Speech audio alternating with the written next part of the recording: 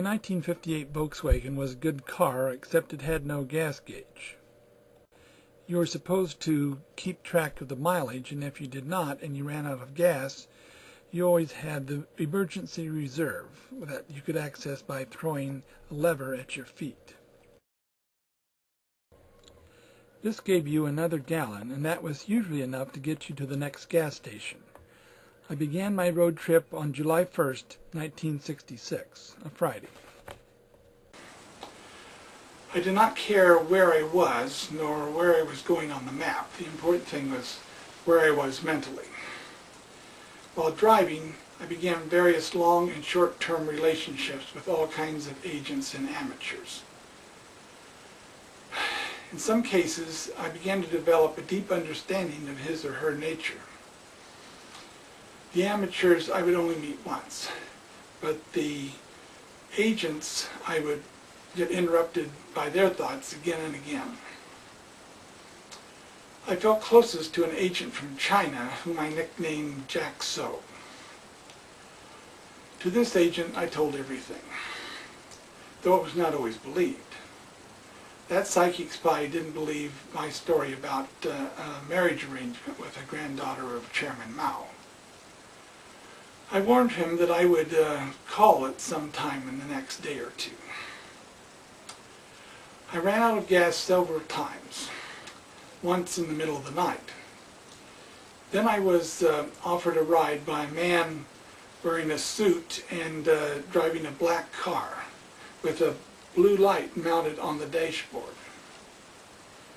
The mysterious stranger appeared out of nowhere, drove me to a gas station, and back with little talk, as if this was his job to keep me on the road. While crisscrossing the dirt roads of Missouri, I began to hear the phrase over and over, "Brown Road, Brown Road, Brown Road." I got some gas and stopped at a diner. In the diner, I continued to hear these words, "Brown Road," chanted over and over in my head. This time by more than one person. A group of two couples came in and sat at a booth on the other side of the restaurant.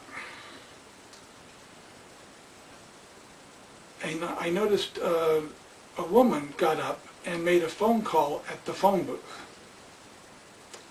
As I left the restaurant, I was stopped by a police officer who had just arrived, and he tells me that people complained I was talking out loud and disturbing the restaurant. I knew I had never talked out loud, and I asked the officer to go in the diner and check, and I gave him my keys. The employees confirmed that I had never said anything of the kind and was a well-behaved customer. The policeman was confused. Why would someone make such a complaint? I made up a story about a college buddy playing a trick on me, and the policeman left me. As I drove away from the diner, I realized the two couples must have been in on this. Her phone call was to the cops. That meant a long list of others must also be in on this, whatever this is. I had to get more serious. What am I going to do? After many telepathic conversations with various agents from Russia, China, and England, I decided I would make that phone call I had been threatening the agents with for the last few days. I left my car by the side of the road and walked up the embankment. I had stopped in Lebanon, Missouri, and close to a cheap motel where I got a room. It was Wednesday.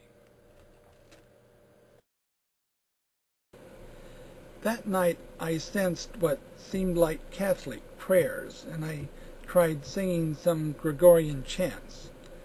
I realized that next door there was a priest who must have been struggling with his vows.